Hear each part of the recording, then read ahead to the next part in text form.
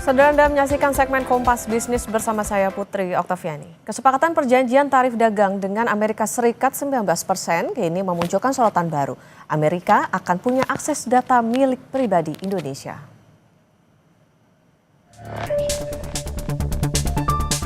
Proses kesepakatan dagang antara Indonesia dan Amerika Serikat jauh dari kata selesai dan tuntas.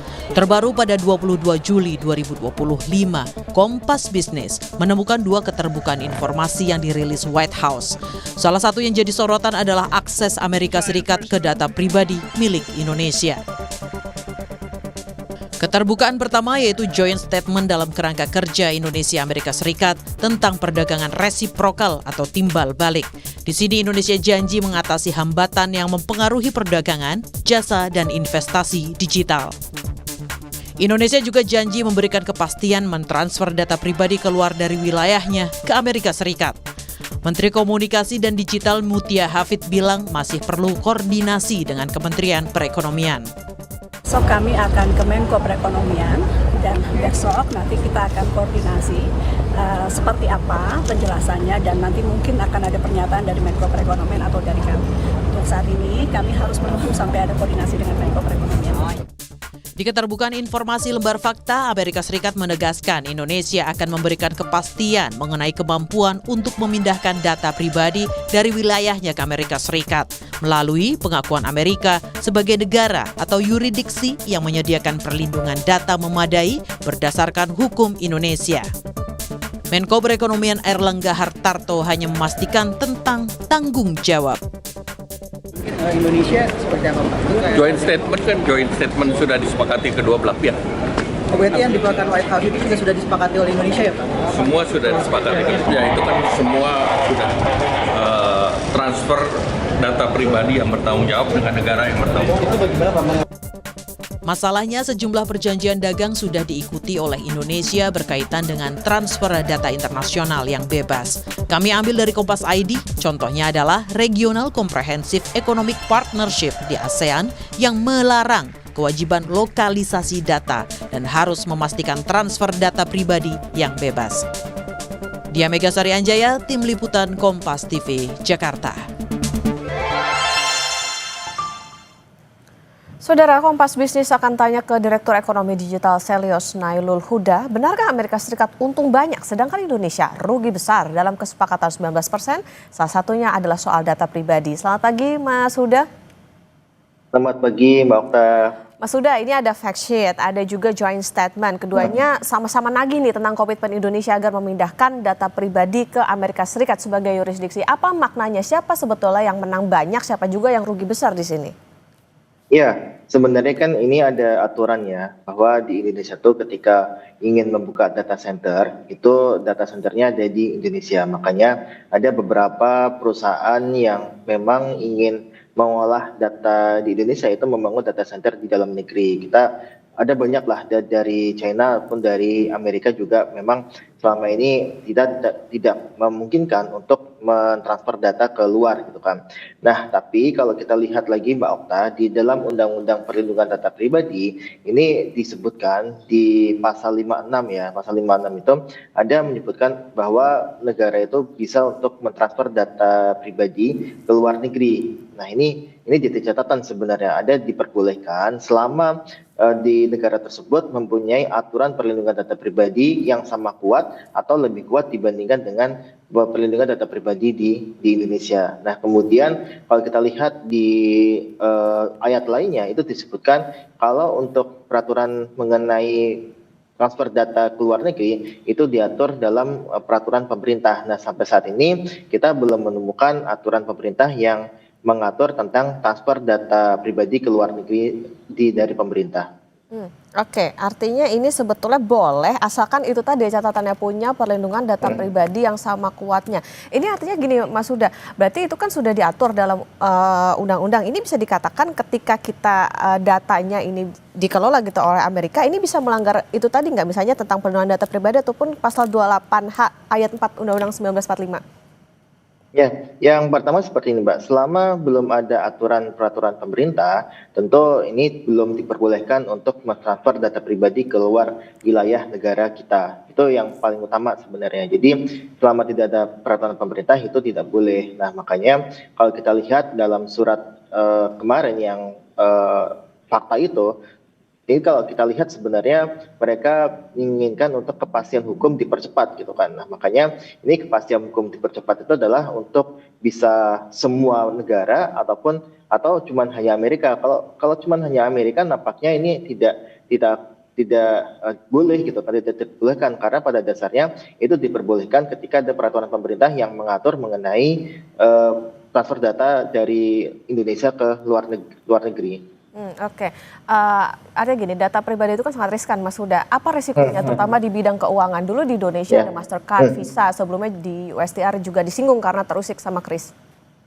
Ya, yang pertama seperti ini, Mbak. Kita melihat dalam pasal itu sebenarnya banyak yang ambigu ya, bahwa di situ disebutkan ada syarat bahwa negara yang dituju adalah mempunyai peraturan perlindungan data pribadi yang sama kuat atau setara dengan atau lebih kuat dibandingkan dengan peraturan perlindungan data pribadi di Indonesia. Nah, namun kalau kita lihat di Amerika pun itu beberapa kali terjadi juga scam dan sebagainya atau data breach dan sebagainya yang memang ini merugikan warga negara Amerika. Nah, kita tidak ingin sebenarnya ini jadi di patokan di kita, jadi patokan untuk kita keluar wilayah negeri gitu. Jadi artinya adalah ini harusnya ada patokan yang lebih kuat dibandingkan dengan patokan yang kita miliki gitu. Misalkan kalau kita bicara mengenai di Uni Eropa ada GDPR dan sebagainya yang itu sangat kuat sekali, tapi di Indonesia ini belum ada PP-nya dan juga peraturan, dan mungkin kalau kita lihat dari sisi perlindungan data pribadi dalam negeri pun masih sangat kurang gitu kan. Nah, jangan sampai di Amerika itu mungkin hanya lebih baik sedikit ataupun ya sama saja dengan di Indonesia gitu kan,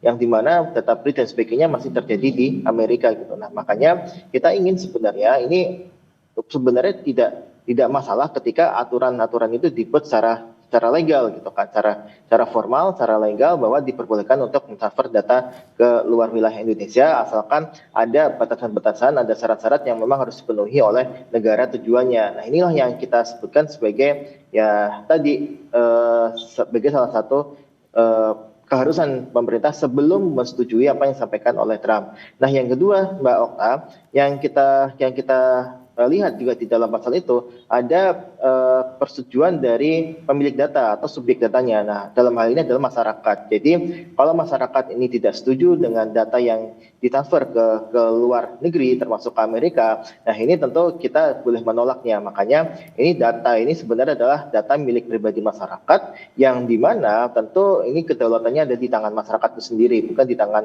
pemerintah dengan memasukkan ini dalam perjanjian dagang gitu kan. Makanya ini yang saya sayangkan adalah ini ada masuk ke perjanjian dagang seolah-olah ini menjadi poin dari pion dari pemerintah untuk bisa menurunkan tarif dari 32 ke 19%. Oke, harus ada batasan yang tegas, yang jelas, dan juga persetujuan pemilik dari data tersebut supaya tadi yang masih balik lagi, jangan sampai Indonesia ini jadinya yang rugi besar di perjanjian ini. Yeah. Nah, Mas Huda, Indonesia kan juga punya perjanjian dagang dengan ASEAN yang melarang transfer data. Posisinya gimana sih? Karena ini kayaknya ada overlapping, ada tumpang tindih gitu terkait dengan perjanjian ini. Ya, kalau kita lihat sebenarnya di tingkat ASEAN sendiri memang ada perjanjian untuk ya kalau transfer data di antar ASEAN itu sudah mulai dibuka untuk di beberapa tahun terakhir, terutama yang terkait dengan DEFI ya, Digital Economy Agreement gitu kan.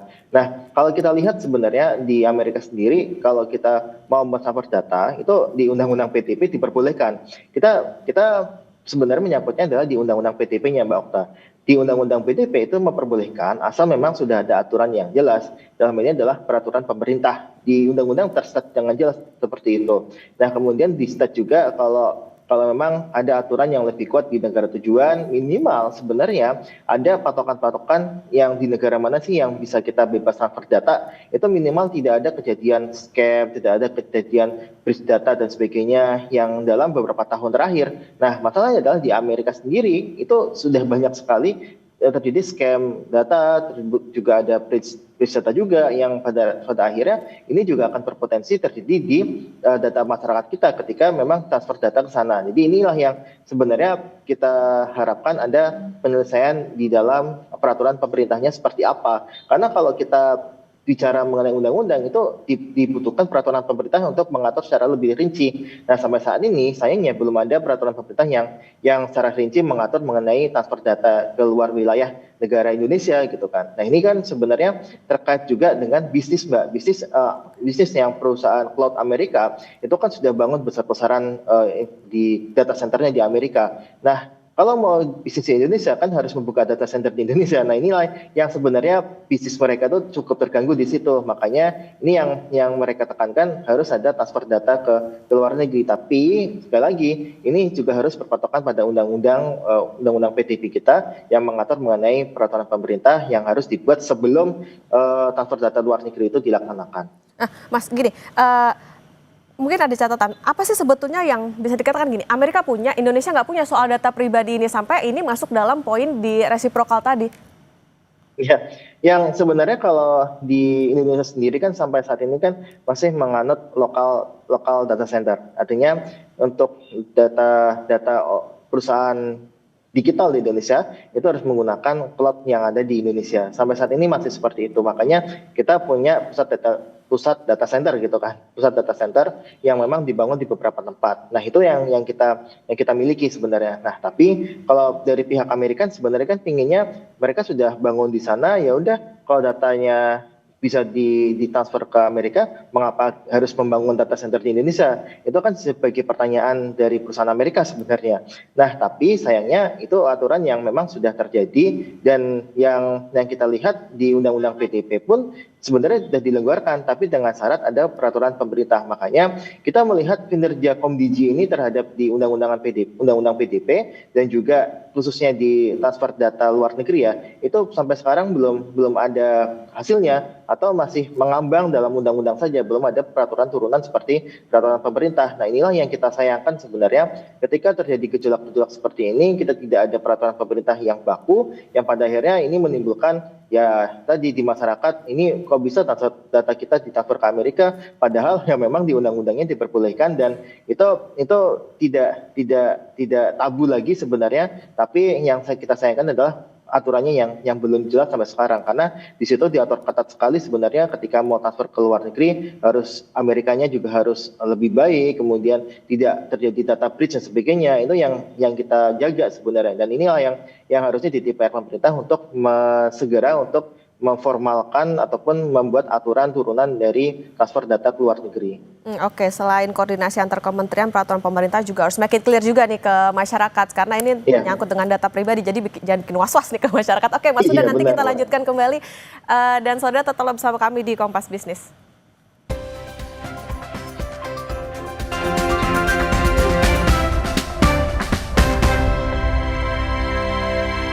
Kompas Bisnis masih menemani Anda saudara dan kita akan melanjutkan perbincangan bersama dengan Direktur Ekonomi Digital Selgos Nailul Huda. Mas Huda, kita lanjutkan kembali. Mas Huda, jadi kira-kira akses data pribadi apa saja sih yang akan diakses Amerika Serikat hingga jadi keuntungan buat mereka? Keuangan kah, kesehatan kah, atau investasi? Ya, sebenarnya seperti ini Mbak, bahwa ini kan sebenarnya kan persaingan di bisnis juga ada di sini ya, bahwa data cloud computing yang dimiliki oleh perusahaan Amerika kan juga menawarkan berbagai layanan terhadap perusahaan digital di Indonesia. Misalkan mereka ingin menawarkan ke e-commerce, ya tentu mereka bisa menaruh datanya atau menempatkan datanya di Amerika gitu kan. Selama ini kan nggak bisa. Jadi ini sebenarnya tidak terkait dengan data yang bisa apa aja yang bisa ditransfer, tapi dari sisi layanan yang memang diperbolehkan untuk perusahaan digital di Indonesia menempatkan datanya di luar negeri karena pada dasarnya ini sebenarnya bisnis juga gitu kan, sebenarnya ini bisnis juga bahwa untuk perusahaan-perusahaan di Amerika sendiri itu tidak perlu untuk membangun data center di Indonesia untuk menjual layanannya ke platform digital di Indonesia. Nah tentu ini banyak data yang bisa digunakan, seperti misalkan ada data keuangan untuk milik platform Amerika yang dia seharusnya di Indonesia tapi ditempatkan di Amerika. Nah, itu tentu bisa jadi seperti itu. Nah, makanya ini harus dilihat secara komprehensif dan sesuai dengan undang-undang PDP ya dalam hal ini ya. Ini harus sesuai dengan peraturan pemerintah yang saat ini belum ada nih. Nah, kita sembari menunggu itu ya kita mencoba untuk mengkritisi bahwa di sini ada ketidakseimbangan antara peraturan perlindungan data pribadi di Amerika dan di Indonesia. Di Amerika itu ternyata kalau kita lihat tidak lebih baik lah dibandingkan dengan peraturan perlindungan data pribadi di Indonesia sebenarnya, karena di Amerika sendiri itu diatur di beberapa negara federal gitu kan, dan kita tidak melihat ada peraturan yang secara umum mengatur tentang undang-undang perlindungan data pribadi di Amerika. Makanya data pribadi di Amerika itu banyak juga terjadi scam dan sebagainya. Makanya inilah yang kita khawatirkan ketika ini ditangani, dan sebagai salah satu poin utama dari negosiasi tarif ini yang kita takutkan kita justru rugi gitu. Kalau misalkan dari Amerika ini tidak siap, makanya ini harus setara nih. Jadi dan kalau bisa lebih bagus gitu kan. Tapi sayangnya di Amerika sendiri ternyata tidak lebih baik dibandingkan dengan di Indonesia terkait dengan perlindungan data pribadi. Oke, harus setara atau justru lebih baik. Nah, pertanyaannya Mas Huda, can we do the same? Kita bisa punya tukeran yang baik juga nggak sih? Bukan cuma soal tarifnya diturunin jadi 19% gitu. Jadi kalau di sana ada keuntungan soal bisnis juga, nah Indonesia juga dapat keuntungan dong dengan adanya kesepakatan ini. Ya, harusnya seperti itu Mbak. Jadi memang ini yang kita lihat harusnya ada perjanjian dagang yang setara. Makanya dalam beberapa kali kesempatan saya sampaikan perjanjian yang tengah dilakukan oleh Amerika dan Indonesia itu terjadi kesenjangan dagang. Artinya adalah ketimpangan dagang. Artinya adalah di Amerika sendiri memang powernya sangat kuat sekali dibandingkan dengan negara-negara ASEAN termasuk Indonesia. Nah, makanya ini yang harus kita jelaskan bahwa ini terjadi ketimpangan kekuatan, kita tidak boleh kalah begitu saja sebenarnya. Karena pada beberapa kali Pak Prabowo pun sampaikan bahwa negara kita adalah negara besar gitu kan, tidak boleh tunduk kepada kepentingan asing dan sebagainya. Nah, makanya ini yang kita tagih dari Prabowo bahwa negosiasi ini harusnya menunjukkan ada kesetaraan dagang antara pihak dari Amerika dan juga pihak Indonesia, termasuk juga dengan transfer data ini. Karena kalau kita lihat seharusnya ya kalau misalkan kita boleh untuk transfer data ke Amerika, ya begitu juga dengan sebaliknya gitu kan, bahwa ya kalaupun ada perusahaan Indonesia mau ke sana ya diperbolehkan untuk menggunakan cloud yang ada di Indonesia. Itu sebenarnya yang fair seperti itu. Oke, ada timbal balik lah ya gitu antara Amerika dengan Indonesia. Mas Huda, bisa ditegaskan kembali, apakah artinya begini, pemerintah melanggar undang-undang perlindungan data pribadi, lantas apa langkah yang bisa ditempuh dalam waktu dekat yang mungkin bisa dilakukan, proteksi seperti apa yang harus dilakukan oleh pemerintah terkait dengan data-data dari masyarakat? Ya, yang pertama adalah seperti ini. Sebelum untuk melaksanakan perjanjian dagang terkait dengan data pribadi yang ingin ditransfer dan diperbolehkan untuk ditransfer ke Amerika ataupun ke luar negeri lainnya, itu pemerintah harus memastikan adanya peraturan pemerintah dan aturan turunannya yang menjadi dasar untuk transfer data ke luar negeri. Nah, yang kedua adalah memastikan bahwa negara tujuannya memiliki perlindungan data pribadi, peraturan perlindungan data pribadi yang setara atau bahkan lebih kuat gitu kan. Nah, ini harus ada patokannya, lebih kuat itu dalam hal apa gitu kan. Apakah memang misalkan dalam 10 tahun terakhir tidak ada breach data atau dalam 5 tahun terakhir tidak ada scam dan sebagainya. Itu harus jelas dan memang itu ditujukan untuk melindungi data pribadi kita yang ingin ditransfer ke luar negeri, termasuk juga ke Amerika. Nah, makanya ini yang kita lihat sebenarnya pemerintah seharusnya mengejar hal itu gitu kan. Terus kemudian kalau kita lihat apa sih yang bisa dilakukan sekarang, ya pemerintah ya setidaknya harus memperkuat lagi untuk di Undang-Undang Perlindungan Data Pribadi, termasuk juga untuk membentuk badan yang memang mengurusi perlindungan data pribadi kita yang selama ini diamanatkan oleh Undang-Undang PDP namun belum dilaksanakan sepenuhnya. Oke, keseriusan pemerintah soal bagaimana peraturan turunannya kemudian juga bisa tadi ditambah dengan adanya Badan untuk Perlindungan Data Pribadi, ini juga harus dipastikan karena tadi ya untuk perjanjian dagang harus bisa setara begitu, jangan cuma Amerika Serikat aja yang diuntungkan tapi justru Indonesia rugi besar gara-gara data pribadinya bisa menguntungkan bisnis di sana. Terima kasih Direktur Ekonomi Digital Sales Mas Nail Huda sudah bersama di Kompas Bisnis.